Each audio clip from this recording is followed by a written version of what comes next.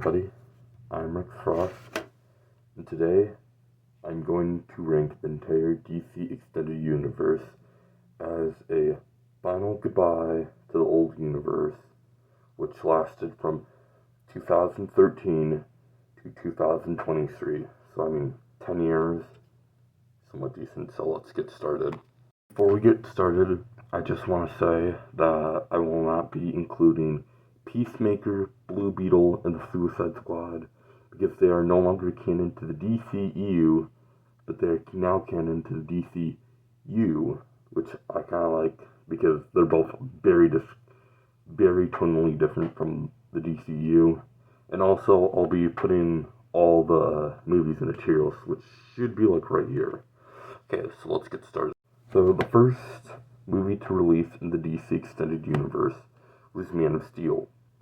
I'm not really the biggest fan of Man of Steel because the pacing is very off, and the pacing it's really bad, and it kind of makes the movie a slow burn.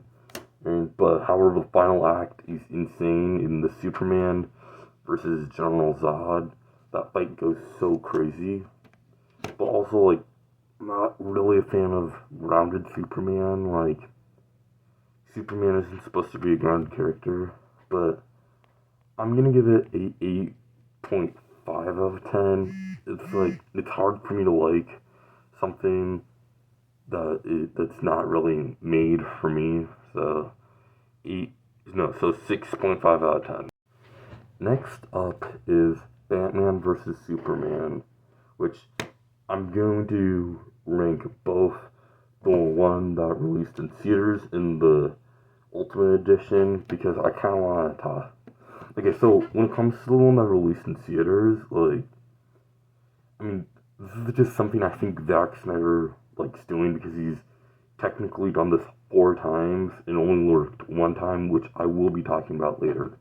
But with Batman vs. Superman, it's if you're going to be creating a cinematic universe, you can't just kill off your main character in the second movie, and there should have been where was the Batman movie, and they tease that the Joker killed Robin, so it's that would have been cool, that would have been an interesting movie to see, not because of Robin's death, but it would also help setting up why Batman would want to fight Superman because he's then not really in a good emotional state.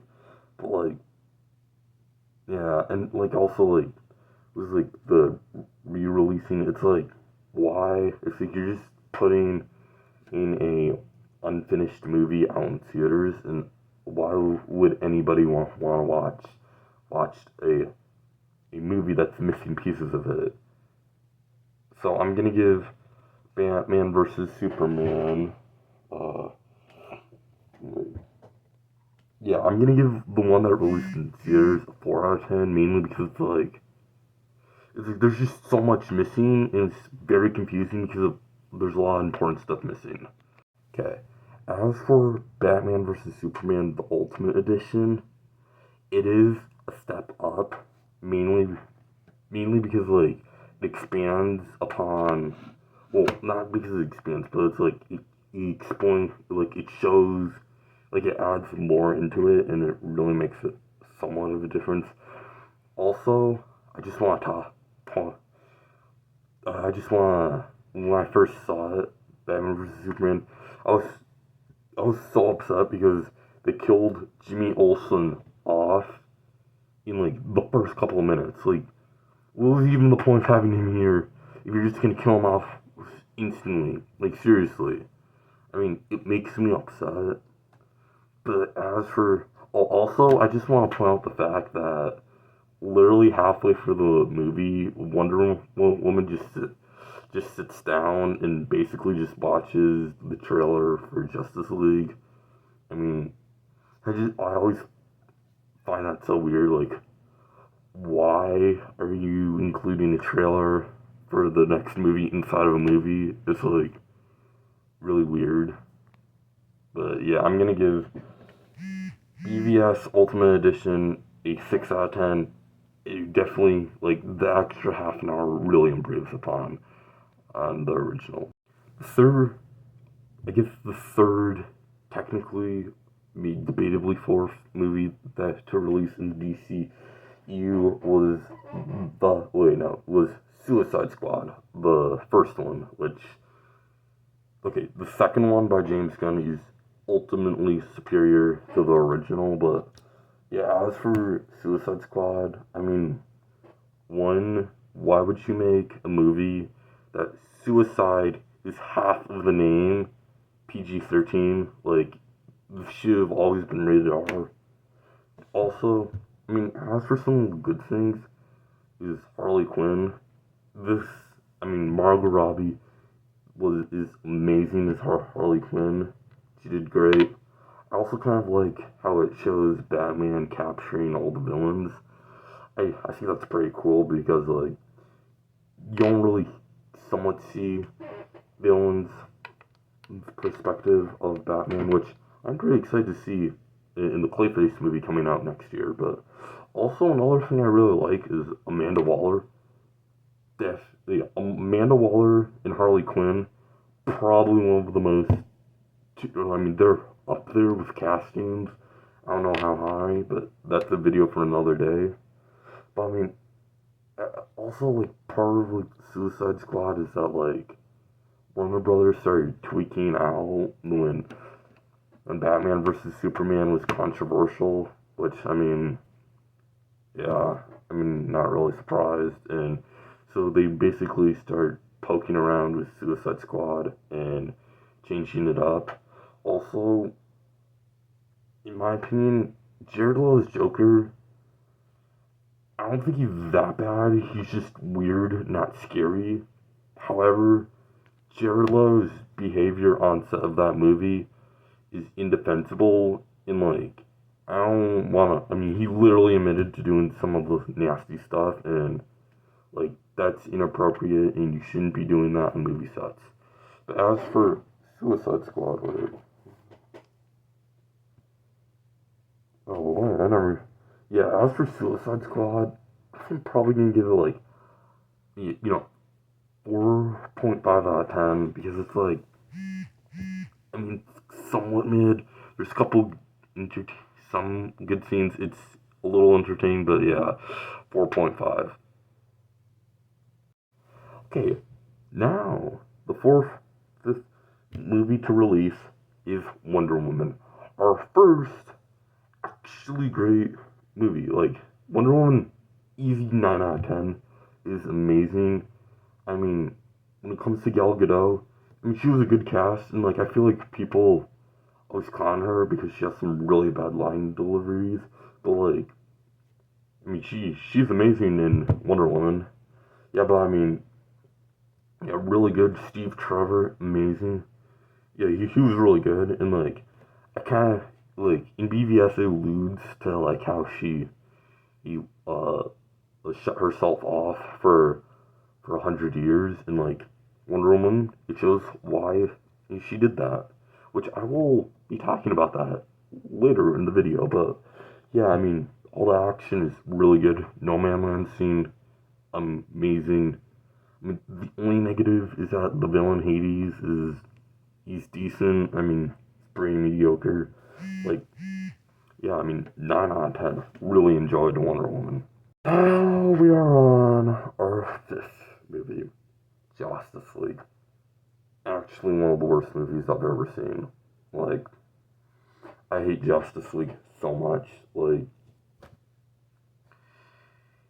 it upsets me. I mean, I'm not gonna be talking about Zack Snyder's the tragedy he went through, but, like, I mean, Warner Brothers, they saw that tragedy, and rather than seeing a grieving man, they saw opportunity to fix a universe that was broken from the beginning. I mean, it's just so long. I mean, this movie is a 0 out of 10 trash. Do not watch this movie. It's so bad. I hate it so much. Like, yeah, I mean, I mean, like, everything that is, I mean, it's it's already hard enough to make a crossover film of all the setup, like Man of Steel, BVS, Suicide Squad, Wonder Woman. You need a lot more setup than that to make a crossover film. I mean, it's just really bad. I hate Justice League getting in the trash now. Next movie after Justice League, which I'm very glad we're now on to Aquaman. In my opinion, best movie of the DCEU, and it's the only movie I ever plan on coming back to. I mean, it's 9 out of 10 for me. Oh yeah, I also forgot to say Justice League says 0 out of 10, but yeah, let's talk about Aquaman. Such good. Also, like, the two villains, one's like Black Manta and Ocean Master, like, absolutely amazing villains. And I know Jason Momoa isn't comic accurate, but you have to give him some respect, because before this movie, Aquaman was just a loser. Now he's an absolute Chad. Like, I love it so much. The aesthetic and like the story, so good. Easy 9 out of 10, and it's my favorite movie of the entire DCEU. After Aquaman, Shazam was released.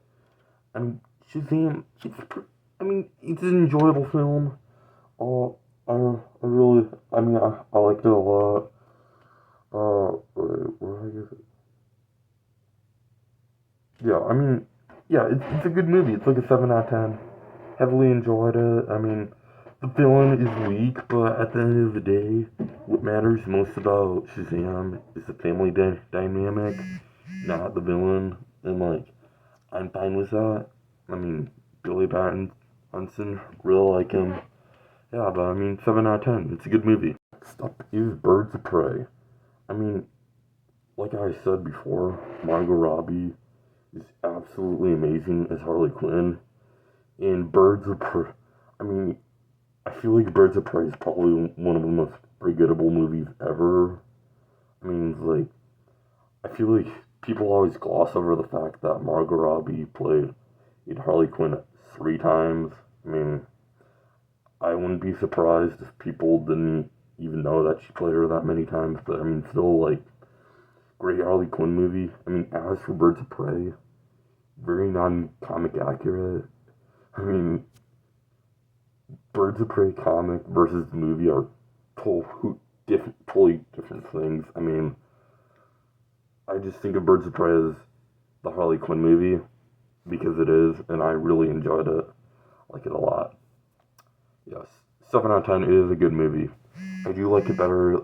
I kind of like Shazam more, because, like, when watching Shazam, when watching Shazam, it soaks in more. But I mean, I still think Birds of Prey is a good movie. 7 out of 10. Next up is Wonder Woman 1984. Yeah, this movie is a huge downgrade from the original. I mean, before I get into the, like, criticisms of, like, the writing stuff, I'm just gonna talk. So, in the first Wonder Woman movie, and Batman vs. Superman, he establishes that after Steve Trevor died, Wonder Woman shut herself off for 100 years, and she didn't come back until the events of Batman vs. Superman. So, why is she Wonder Woman during 1984? Actually doesn't make any sense. Like, I mean, they made it pretty clear across 3 movies that she shut herself off for 100 years. And so it's like, I mean, if it took place in the present, I would like it a lot more, but it doesn't. So it's like, yeah, I mean, it's like, why? It's like it actively ruins her character arc, but also bringing back Steve Trevor, like, that also destroys her character. Not to mention that she literally R-words a guy in that movie, because Steve Trevor's possessing a random guy that he does the dirty with. is while he's being possessed. That is literally sexual assault. Like, it blows my mind that a bunch of faceless suits in an office decide, you know what? That sounds like a smart idea. Let's put this in the movie. Like, why? Like, and it's not like they barely lightly imply that they did it. No, they heavily imply that they did it. Like, you watch the movie and you will see.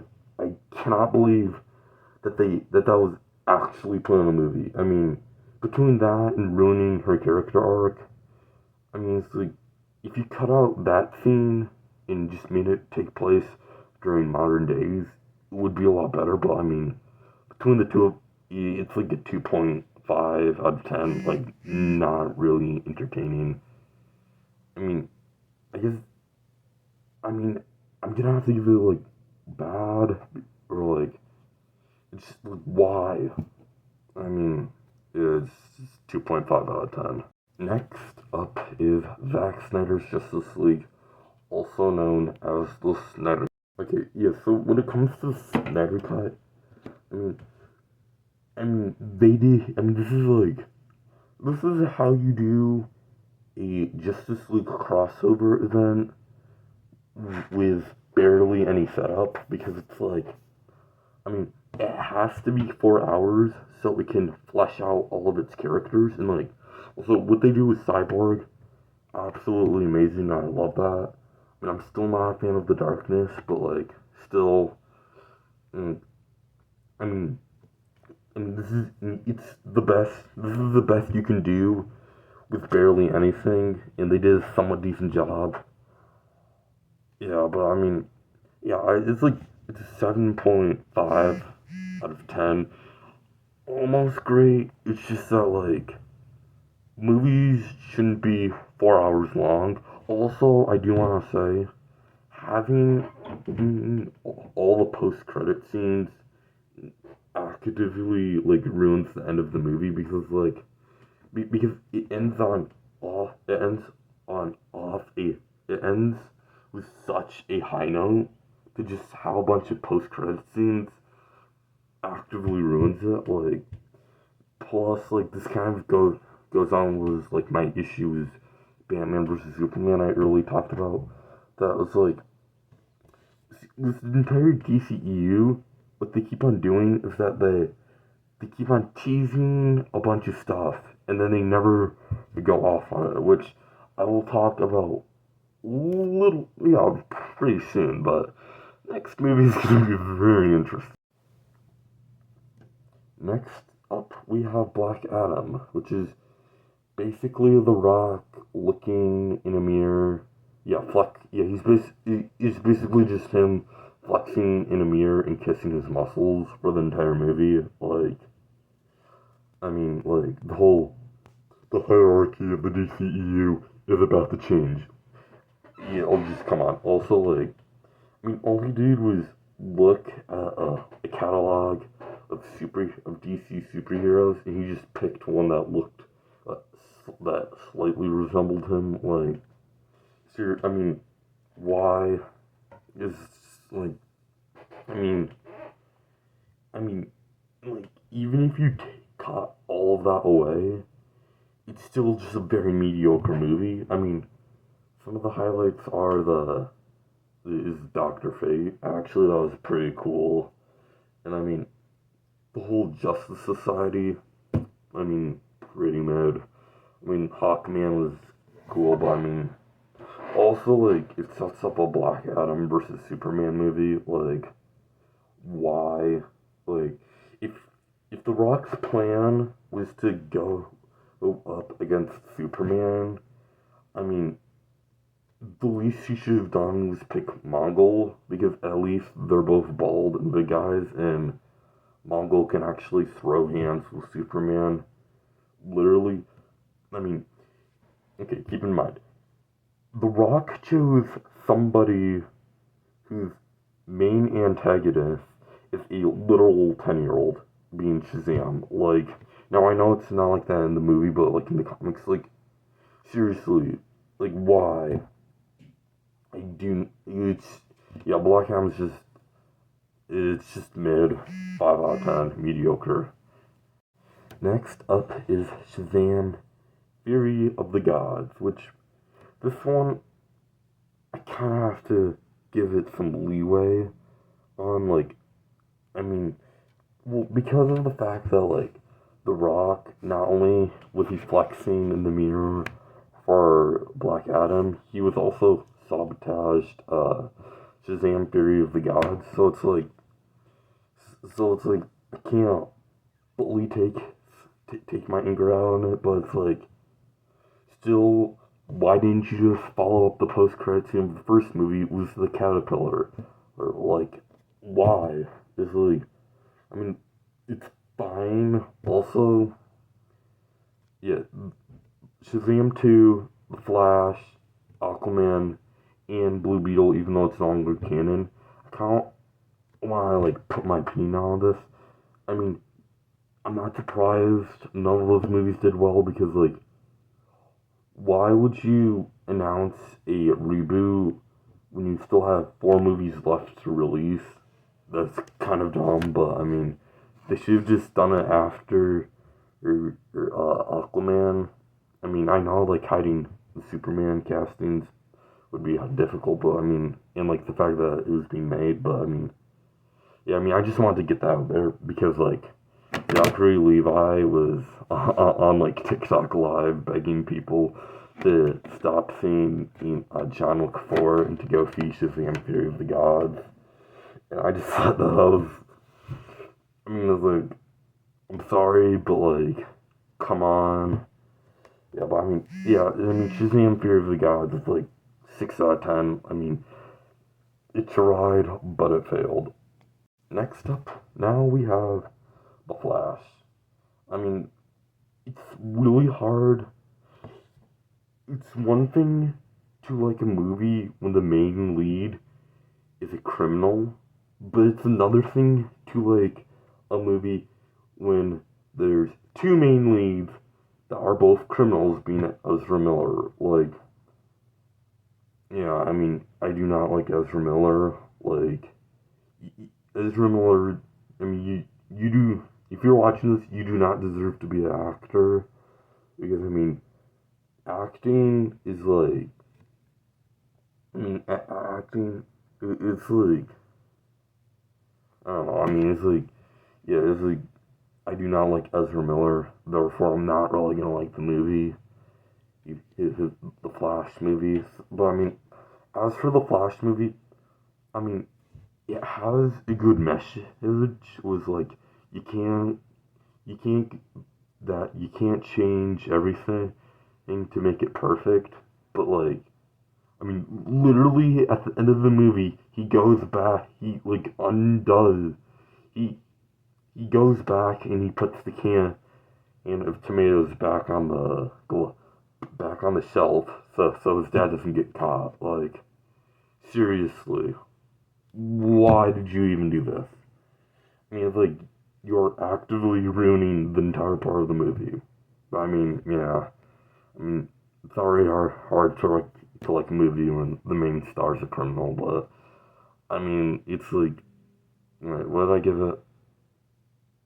God, but I mean, I'm just gonna give it a 4 out of 10 because, like, I mean, it's like, yeah, I mean, I don't like Ezra Miller, and then, like, the movie actively ruins the entire point of it, but yeah, 4 out of 10. Finally, we have Aquaman The Lost Kingdom. I mean, the first Aquaman movie is by far better, but, like, this is the second one.